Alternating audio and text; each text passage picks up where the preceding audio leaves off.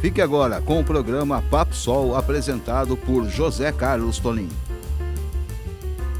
Vibre com a vida, um poder infinito, um amor sem fronteiras, tudo fez.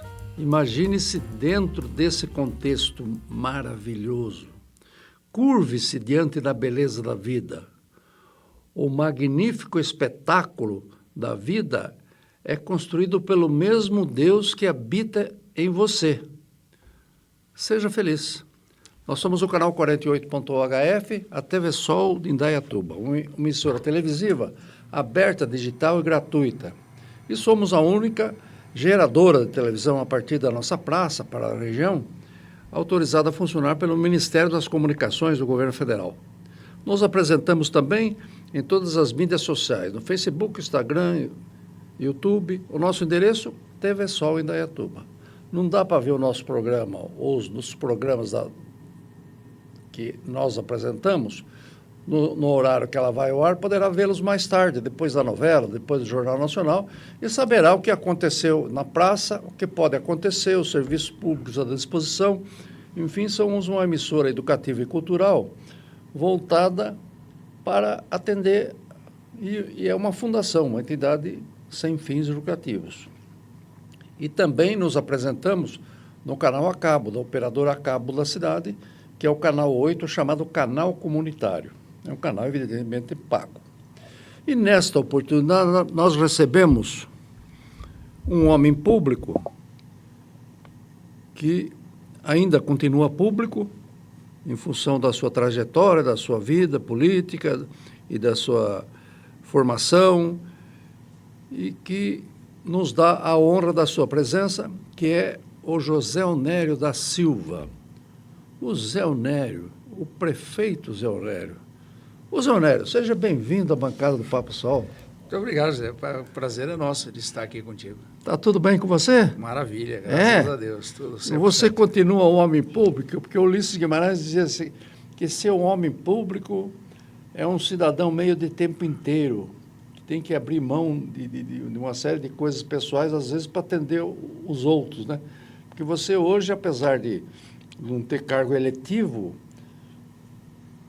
tem um rol de entidades que você participa, que você ajuda, que nós vamos explicitar no programa, né? Sim. Não, sem dúvida. É um sacrifício bom, um sacrifício saudável? Com certeza Faz bem para a alma? Com certeza Preenche a alma, com certeza. Né? É bem verdade que durante o exercício político real, você era à disposição 100%, vamos dizer assim. Né? Agora, eu consigo conciliar a vida de empresário, a vida de familiar e a vida de ajuda às entidades no trabalho. Pode, né? Isso eu acho extremamente importante. Mas vamos começar do começo. O Zé Onério veio de onde? Lá de Cajuru, lá perto de... Isso. Eu nasci em Cajuru. Cajuru, apesar de que aqui em Itu tem um bairro chamado Cajuru... Tem, entre Itu e Sorocaba? Exato, Mas tem a cidade de Cajuru, né? Eu nasci na cidade de Cajuru, que fica próximo, entre Ribeirão Preto e Mococa. E Mococa. E ali eu morei lá até os 18 anos. Depois fui para Ribeirão Preto, fiquei mais um período de 4 ou 5 anos em Ribeirão Preto. Depois fui para São Paulo. E foi onde eu entrei. Papai fazia o que lá? Meu pai era agricultor. Durante toda a vida, meu pai funcionou como agricultor. Tocava o sítio dele e tal? Tocava o sítio. Os meus irmãos também ajudaram. Família grande, José? Família, nós somos em 7 irmãos. 7 irmãos? 7 irmãos. E eu sou o sexto. Você é o sexto. O seu irmão, inclusive, foi prefeito de Santa Cruz da Esperança, também, né? foi o mais velho. E essa Santa Cruz da Esperança, como é que surgiu lá? Era um distrito de Cajuru? Santa Cruz da Esperança, na verdade, era um distrito de Cajuru. Tanto é que ainda hoje é um dos municípios menores do estado. Ele em população? Perto dos 3.000 habitantes. 3.000 habitantes. Mas aí é um município. Foi emancipado em 1997 e a partir daí tornou-se município. E hoje hoje é o nosso município. Você é um cidadão de Santa Cruz, porque a sua propriedade lá, inclusive, é em Santa Cruz, né? Também, com certeza. Com certeza. Que você frequenta assiduamente, né? Sim, porque ainda toda a minha família, apesar dos meus pais já terem partido aí para o Oriente Eterno, mas a minha família ainda, os irmãos, todos moram próximos lá.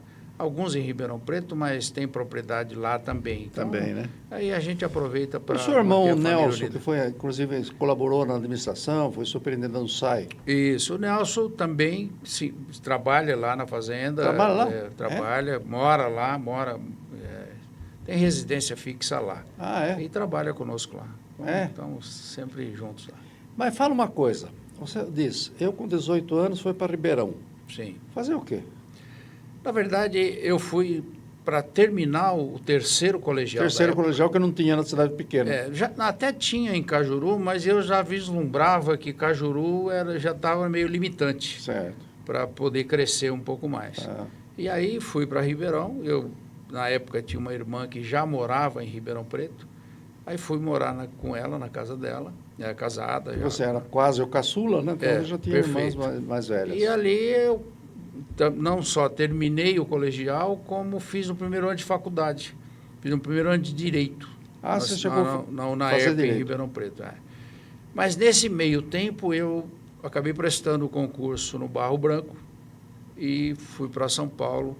Já em 1976, eu fui para São Paulo para cursar o Barro Branco. A Academia Militar do Barro Branco. Exatamente. Conte um pouco para o nosso telespectador, nosso pessoal que está nos assistindo, o que é a Academia Militar do Barro Branco? Sim. O Barro Branco é a escola de formação de oficiais da Polícia Militar, que forma oficial de tenente a coronel. E é claro que de tenente a coronel depois é uma vida. É uma vida. É uma Quer vida. dizer, Mas o cara sai da academia... Sai aspirante a segundo oficial. tenente. Aspirante oficial e promovido em seguida a segundo tenente. A Academia do Barro Branco, hoje, a entrada dela é através do exame, primeiro da FUVEST, depois é que se faz os exames correspondentes lá, físicos, psicotécnicos, de saúde, para poder adentrar o Barro Branco. O Barro Branco tem 2 cursos, tem um curso que é o preparatório, que corresponde ao colegial, e tem o curso onde eu entrei, que já é o curso superior, digamos assim. O curso superior da Polícia Militar. Exatamente. E aí isso é um curso de 3 anos, só que 3 anos consecutivos e fixos, né? Tipo assim, sem interrupção, né? E internos. Tá? E nesse estudo, estuda-se, pelo menos na época, eram 24 matérias. Entendeu?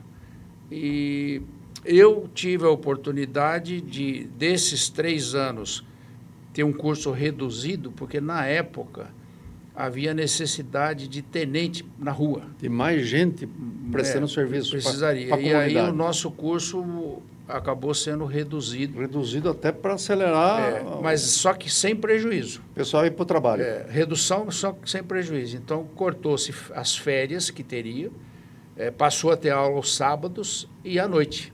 Sim. Então, os 8 meses que nós ganhamos, a gente preencheu... Na verdade, foi entre aspas só. Entre aspas. Mas já acabamos ganhando 8 meses aí. Isso foi interessante. Foi trabalhar mais cedo, vamos dizer. E aí, em 78, em abril de 78, eu saí de lá como aspirante oficial, em seguida fui promovido a segundo tenente, depois a primeiro tenente, a capitão, e a major foi quando eu resolvi vir para a política. E aí, como a lei estadual, ela reza que o oficial da Polícia Militar, diferente da Polícia Civil, o oficial da Polícia Militar, se eleito, ele tem que passar para a reserva automaticamente. Ele não pode retornar a ativo. Perfeito. E isso ocorreu no ano 2000. Que eu fui a regra do jogo, é uma regra até bacana, para preservar a instituição. Exatamente, e preservar as pessoas, né? E o que o levou, como jovem, você tem uma estirpe de um atleta, você é um atleta de um bom porte físico, aí para a polícia, você achava que seria uma carreira bacana, é isso? que é? O que passava na sua cabeça? Porque no começo você era bonitão, tal, atleta, tal, não pensava em ser jogador de futebol? Não, para ser sincero, eu gostaria, na época, eu tinha a intenção de ser agrônomo. De ser agrônomo, em função da atividade da família. Das atividades rurais e tal, a minha intenção era fazer agronomia. Mas houve uma situação interessante. Eu tinha um primo que, à época, era segundo-tenente. E num casamento, lá no casamento na zona rural, festinha de noite, eu ouvi esse primo conversando com o meu irmão mais velho. E o meu irmão mais velho dizia para ele o seguinte, o Zé Onério que podia ir prestar esse concurso lá porque gosta de estudar, enfim, e aquilo ficou na minha cabeça. E aí, semanas depois, abriu o concurso e eu falei, eu vou tentar. E aí fui. Essa foi a razão. O resto é história. O resto é história. Fui. Ai, que legal. Fui e passei, porque não havia feito cursinho, porque a maioria das pessoas faziam um cursinho ali para tentar passar. Era meio concorrido. O exame era muito concorrido. Hoje ainda é muito concorrido. Mas acabei entrando e logrei êxito aí em ser oficial da Polícia Militar. E fala uma coisa, e a sua chegada em Indaiatuba, como é que aconteceu isso? Como é que você veio, de repente, lá de Santa Cruz da Esperança, Cajuru, mais ligado a Ribeirão, veio estourar por aqui? Em Indaiatuba, eu tive a oportunidade de conhecer Indaiatuba em 1977. O Bellini era parente do Narézio. Sei. Bellini, que era um amigo nosso, que é oficial da Polícia Militar também. Sim. Na época, ele e o Motoca moravam em Indaiatuba. E o Motoca Bellini, é da sua turma? É da minha turma também. Ah, é da sua turma? É da minha turma. Ah, é. E aí fui convidado para vir em Indaiatuba. Aí eu ia passar um fim de semana aqui, foi a primeira vez que eu conheci Indaiatuba. Mas após isso, após o meu casamento, em 79, o meu sogro tinha uma casa aqui, no Pau Preto, na rua Dom José. E a gente vinha passar fim de semana, trazer as minhas filhas, que eram crianças, eram pequenininhas, a gente vinha passar final de semana em Indaiatuba. E aí despertou, quando o Narézio lançou a Vila Suíça, sim, eu fui um dos primeiros a comprar um terreno na Vila Suíça. E aí, você tem uma casa na Vila Suíça até hoje? Até hoje. Então, daí começamos a construir e assim por diante. Aí tomei gosto. E só que eu só fui mudar efetivamente para Indaiatuba em 1992. 92. Eu frequentava Indaiatuba todos os finais de semana praticamente, mas só em 92 é que de fato eu mudei para Indaiatuba. E aí eu continuei de 92 até 2000 indo para São Paulo todos os dias trabalhar. Bonavita, eu me lembro. Bonavita. Ia, trabalhava, no finalzinho da tarde voltava e ia assim, na outra mesma coisa. Motoca, a mesma coisa. Motoca também, né? Nos acompanhava. E a partir Motoca que foi vereador, foi seu secretário, inclusive, de esportes, isso, né? De esporte, exatamente. E aí, depois, no ano 2000, que, aliás, me despertou a curiosidade para ser político, porque em 98 eu fiz a minha primeira incursão na política, fui candidato a deputado estadual. Não sei se você lembra disso. Você chegou a ser candidato? Você foi estadual em 98. 98. 98 eu fui candidato a estadual, na época eu saí lá com o partido do Rossi, lembra? Do Chico Rossi. Porque o Chico Rossi ainda tinha nome, né? Porque o Chico Rossi, na eleição anterior a essa, foi para o segundo turno com o Mário Covas, né? Perfeito. E aí fui candidato com ele, fiz 22.500 votos, fiquei terceiro suplente, hein? Mas nem chegou, pensar, não teve oportunidade de assumir. De longe. E aí sim, no ano Então você não começou como vereador, você começou como candidato a deputado. Como candidato a deputado. Aí 2000, na reeleição do Reinaldo, que você saiu vereador. Sim, aí eu fui candidato a vereador. Aí sim. E aí fui o segundo mais votado. E entrei como presidente da Câmara. Direto. Nós vamos fazer um pequeno intervalo, aí vamos falar agora daqui a pouco da vida política, da vida do Zé Onério, que já explicou como é que ele foi se aportando devagarzinho, ele foi se achegando aqui em Indaiatuba. E, de repente, já virou candidato a deputado, já virou presidente da Câmara e já virou prefeito da cidade. Até já. Você está assistindo o programa Papo Sol, apresentado por José Carlos Toninho. Forte Gesso, onde você encontra tudo para a sua obra.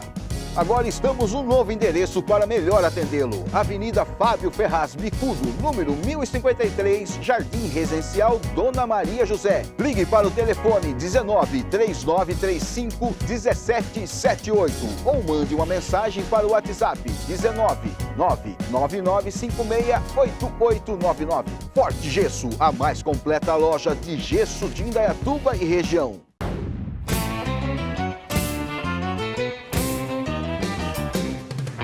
No Pesqueiro 3T, você encontra pratos deliciosos aliados a um ambiente muito agradável e descontraído.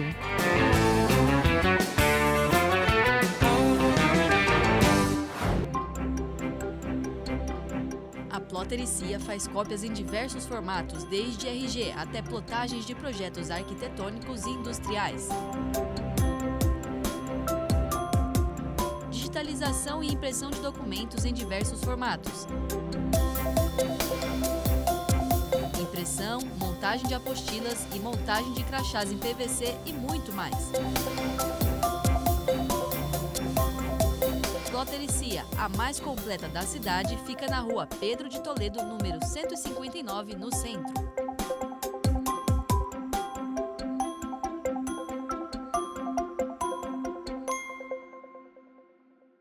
A MF Diagnóstico por Imagem tem uma equipe altamente especializada, uma estrutura moderna e agradável. Fundada em 2002 pelo Dr. Marcos Fernando de Oliveira Freitas, a MF tem no seu DNA a excelência em tudo o que faz, com tecnologia de ponta e equipamentos de última geração. Mamografia digital, medicina fetal, ultrassonografia geral e vascular, ultrassonografia com Doppler, além de exames de ultrassom 4D, biópsias guiadas por ultrassom, pesquisas de endometriose profunda e elastografia hepática. A MF também leva o atendimento às comunidades carentes em várias regiões do Brasil, com o seu caminhão Mama Móvel para realizar os exames de mamografia. MF Diagnóstico por Imagem. Excelência, carinho e respeito por você. Voltamos com o programa Papo Sol, apresentado por José Carlos Toninho. Seu Nério, vereador, presidente da Câmara, na sequência, já foi candidato a prefeito. Na verdade, eu fui candidato de novo, só que aí a federal.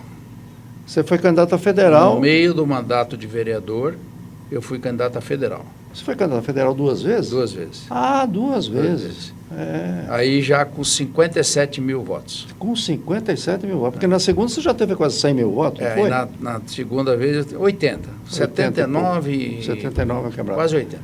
Ah, que legal. Então, o que o despertou aí para a vida pública? Você achou que era uma coisa bacana? Prestar serviço? Na verdade, você já era um prestador de serviço. Sim. Você já trabalhava para a comunidade como policial. Sim. Tá certo? Mas eu via que na vida pública eu teria mais chance de ajudar mais gente, mais pessoas. Essa era a minha intenção. O meu foco do negócio. O meu foco era assambarcar um pouco mais de pessoas para ajudar, entendeu?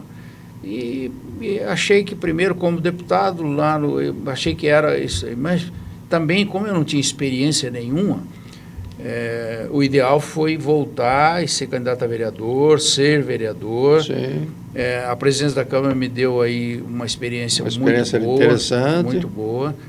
E aí sim, aí tentei novamente. Na verdade, essa candidatura do meio do mandato a vereador, a federal, ela tinha aí também um caráter político da própria cidade e tal. E como eu estava no grupo... A própria cidade tem um representante em Brasília, enfim. Exatamente. E na época, eu estava num grupo tal que me forçava de uma certa forma... Porque política é o seguinte, é que nem bicicleta, você parar de pedalar, cai, né? Cai, claro. Não, sem dúvida. E aí acabei fazendo essa candidatura, o que me guindou aí depois a ser candidato a ser candidato a prefeito. Sim, sem dúvida. Você chegou na prefeitura, você via a cidade que precisava muita coisa ainda, tal, cidade que estava num crescente em população, em valor agregado na economia, estava indo bem. Que chegou no primeiro dia, o que você imaginava que você ia fazer por Indaiatuba? Na verdade, José, eu já tinha uma experiência de administração como capitão. Sim. Como capitão de comandar homens e não comandar só gente. Não só de comandar, mas... Comandar pessoas não é muito fácil, mas é uma coisa boa, mas né? Mas também fazer a parte administrativa. Isso me deu uma certa experiência. E é claro que, apesar de todos os desafios de uma cidade que já era uma cidade pujante, é claro que hoje muito mais, mas Indaiatuba sempre foi uma cidade, né, com um aspecto pujante. Mas tinha lá os seus problemas. E aí a minha função, achava eu na época, e eu acho que era o correto, era localizar esses problemas e tentar resolvê-los da melhor forma possível. E aí fomos elencando o que a cidade tinha. A cidade ainda naquela época tinha vários bairros sem asfalto. Sem asfalto. Sem estrutura, né? Muito hoje é uma coisa que não existe mais, o pessoal nem sabe o que é isso. Não tinha. Né? Mas antigamente tinha. Eu me lembro muito bem que uma boa parte da Morada do Sol ainda não tinha asfalto. Jardim Brasil não tinha asfalto. As Chácaras Alvorada. Enfim, tem uma série de lugares. Então, não tinha asfalto porque também não tinha galeria de água pluvial. Consequentemente, não tinha estrutura. Não tinha todas as ligações de água nas casas. Exatamente, né? Exatamente. Você acredita que nos velhos tempos, antes de eu chegar na prefeitura, asfaltava-se sem fazer a ligação de água? Imagino que sim. Aí, depois tinha que estourar tudo. Depois quebrava o asfalto para ligar a água. Tudo para fazer água. Porque ia demorar. O pessoal achava que... Né? E o esgoto também. Esgoto, então? Mesma coisa. E aí foram os desafios. E dentro desses desafios, aí houveram uma série de situações nas mais diversas áreas possíveis, a área de saúde, de educação, de infraestrutura. E aí ainda como a gente conversava um pouco antes da gente começar aqui o nosso papo, né, falávamos de uma obra espetacular que foi feita na época, que foi a drenagem da Cidade Nova, não é isso? Ninguém esquece disso, Zé Onério, dessa drenagem da Cidade Nova, que foi uma obra de alguns milhões de dólares que você trabalhou junto ao governo federal, você trabalhou com a sua equipe de engenharia e foi atrás. Foi uma obra, posso dizer, inacreditável. Foi uma empresa que veio para cá que usava tecnologia de metrô, de perfurar. Hoje a Comgás faz a perfuração, passa os tubos, tudo bem. Mas na época foi uma empresa de engenharia competente. Fale um pouco dessa obra para nós. Então, na verdade, o que ocorria que me causou aí uma certa estranheza para quem estava começando é ver que a cidade, apesar de ser uma cidade já pujante, mas nós tínhamos uns gargalos complicados. E a Cidade Nova, todos os anos, que se tivesse uma chuva... Virava um mar. Virava, né?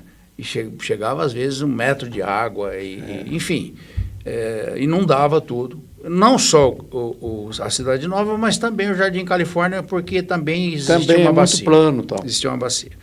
E aí nós fomos estudar como fazer isso. Não dava para fazer pela prefeitura, sozinho, que foi o caso, por exemplo, do Califórnia, porque o preço era muito alto, a obra. Um investimento pesado.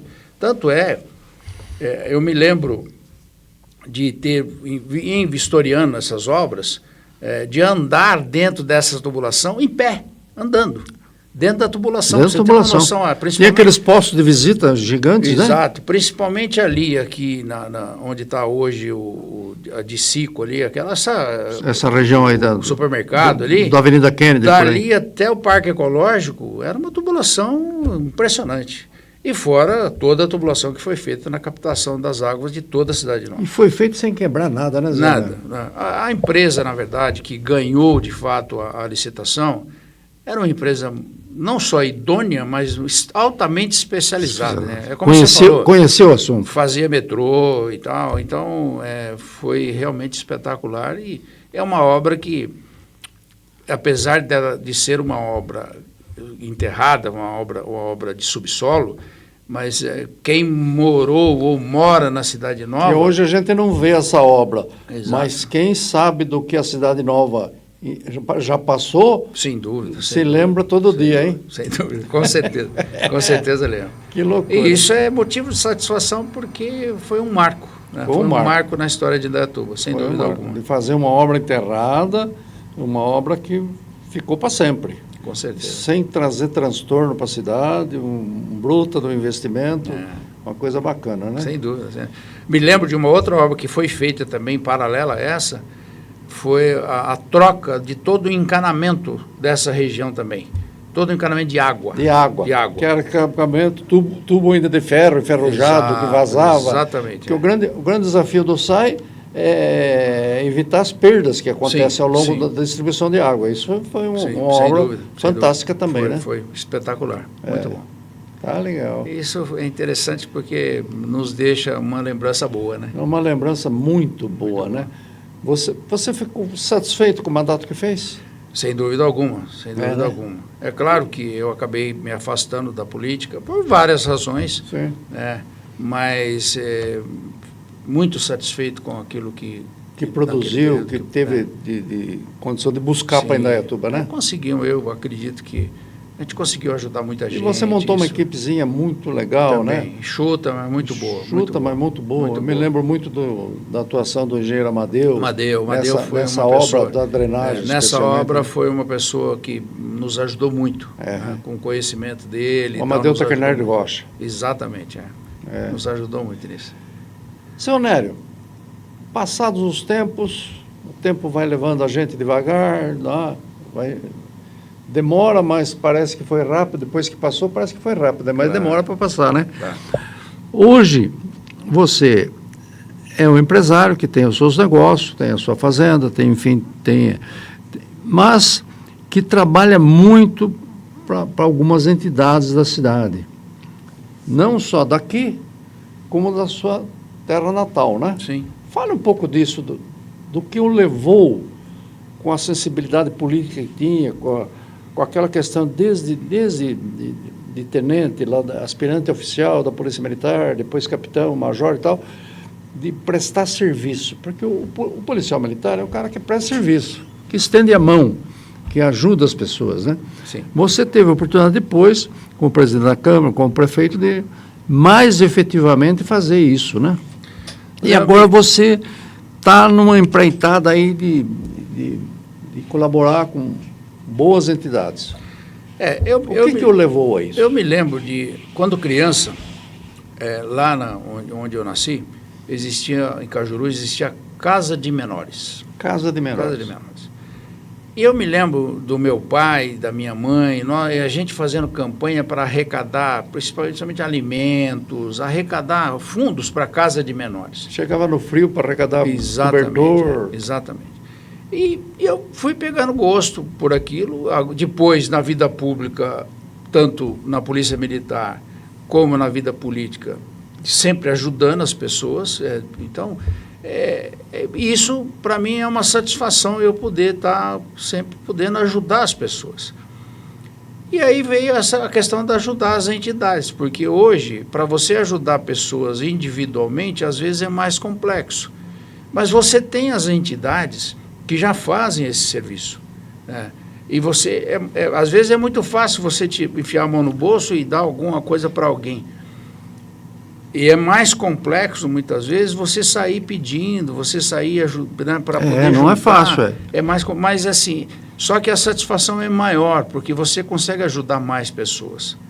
Então, lá, na região lá de onde eu nasci, a gente continuou ajudando os leilões da PAI, de Cajuru, da Santa Casa, porque lá tem 3 instituições que é tocada por uma instituição que nós fazemos parte, e que essa instituição toca não só a PAI, toca o hospital, a Santa Casa, e toca o lar de velhos lá. E isso a vida toda, participei disso, né, ajudando e tentando montar os leilões, captando prendas para os leilões. Eu me lembro muito que você fazia, inclusive, o leilão da antiga PAI, nós Somos do Bem. Exatamente. Você colaborava no leilão aqui. Aí, aqui em Indaiatuba, a gente fez isso com o Lar de Velhos, a gente fez isso em ajuda indireta com a PAI, com o pessoal, quando era a PAI, Somos do Bem, né, e com outras entidades aqui em Indaiatuba, Bezerra de Menezes, o Farol. Né. Ô, Zé Onero, o Farol, você é um dos mentores do Farol. O Farol começou do nada, não foi? A história...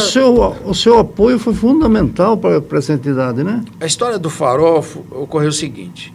Um determinado dia, me visitou na prefeitura o Elton. O Elton, que até hoje é o que... a liderança do Farol. A liderança do Farol.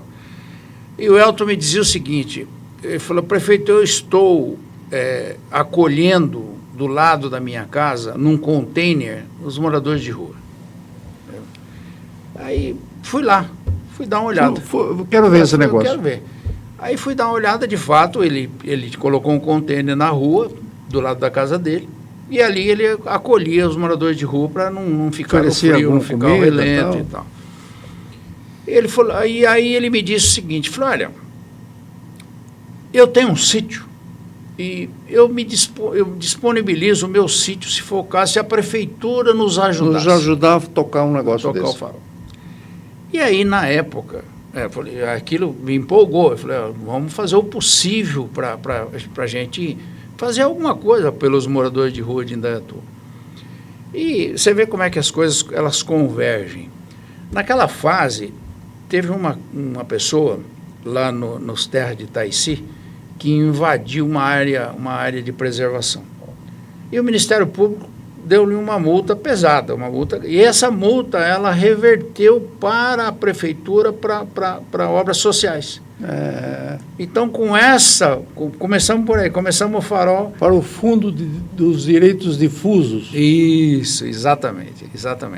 E aí, o Elton disponibilizou, de fato, o sítio dele, né, que é uma pessoa espetacular, tem um coração do tamanho do mundo. E aí, sim, nós fizemos a primeira fase do Farol, construímos o Farol. E até hoje o Farol... É uma entidade maravilhosa, uma entidade né? espetacular.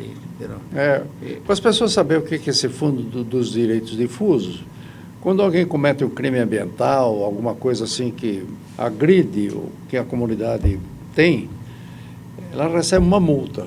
Isso vai para um fundo que é revertido para obras sociais, para obras na melhoria do meio ambiente, enfim, é uma coisa interessante da legislação brasileira. Porque, às vezes, o pessoal critica muito o Congresso Nacional só bate boca, ninguém faz nada, mas o Congresso Nacional brasileiro tem feito muitas leis importantes. Aqui, Zé Onero, eu recebi até o doutor Sardinha, ele diz, a nossa legislação em termos de transplante de órgãos é muito bem feita. Perfeito. É moderna, é exemplo para o mundo. Perfeito. Me diz um especialista em Código Brasileiro de Trânsito. O nosso Código Brasileiro de Trânsito é bem feito. Sim.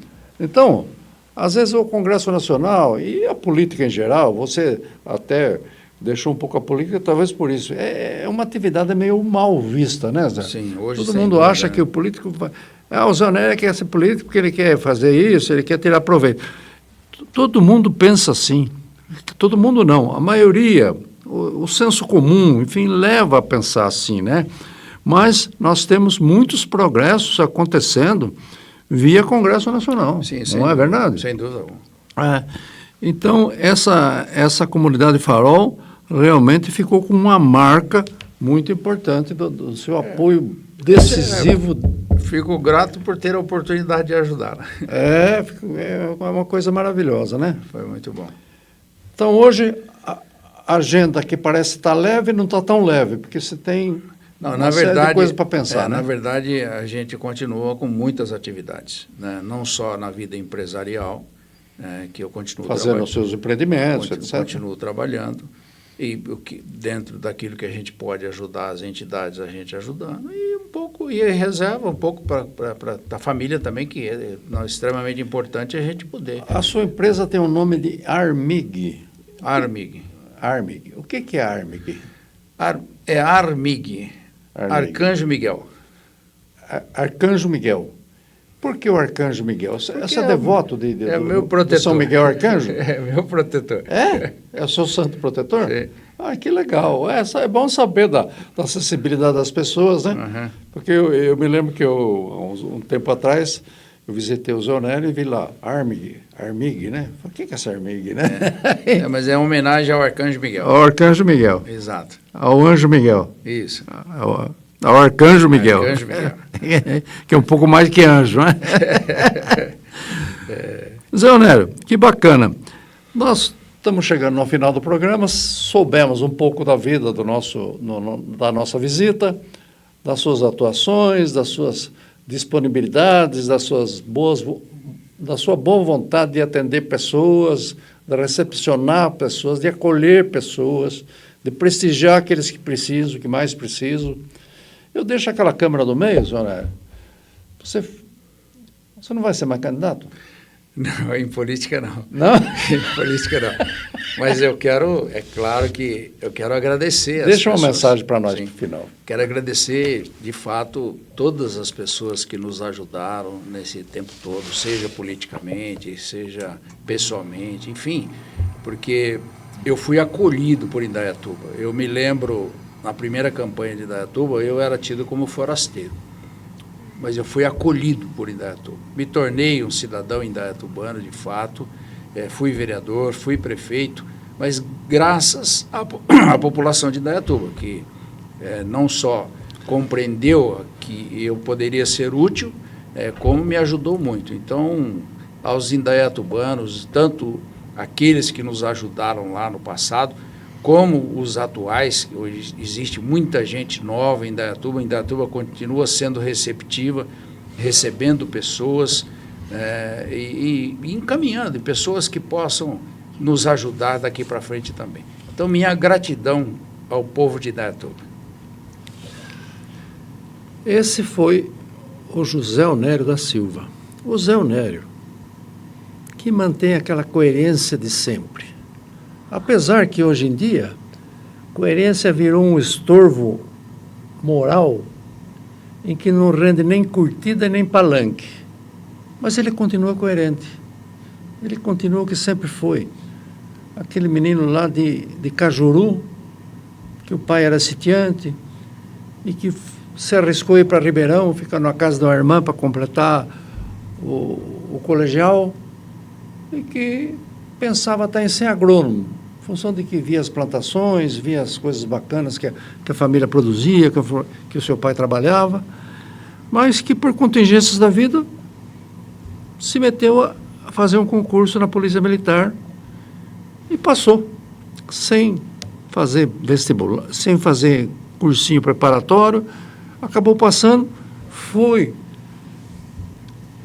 curtir a Academia Militar do Barro Branco, que é o ensino superior da Polícia Militar do Estado de São Paulo, que se formou e que fez uma carreira coerente, uma carreira bacana, uma carreira legal, e que só deixou em função de que era um servidor público e foi ser servidor público com mandato.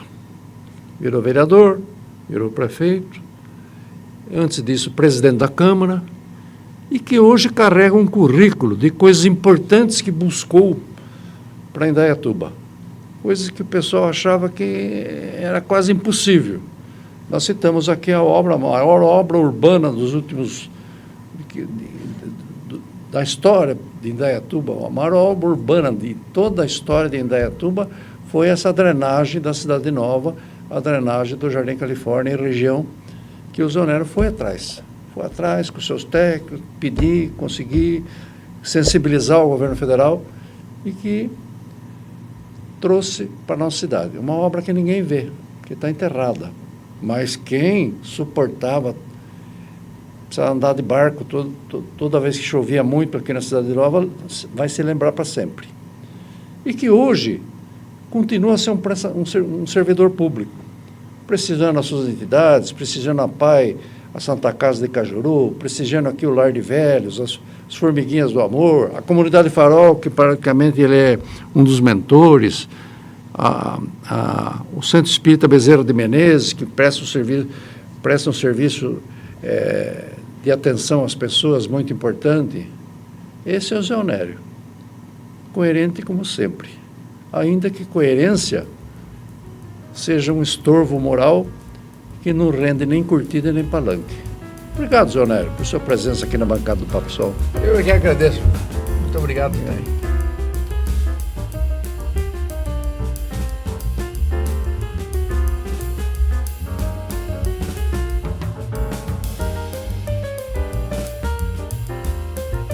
Este foi o programa Papo Sol, apresentado por José Carlos Toninho.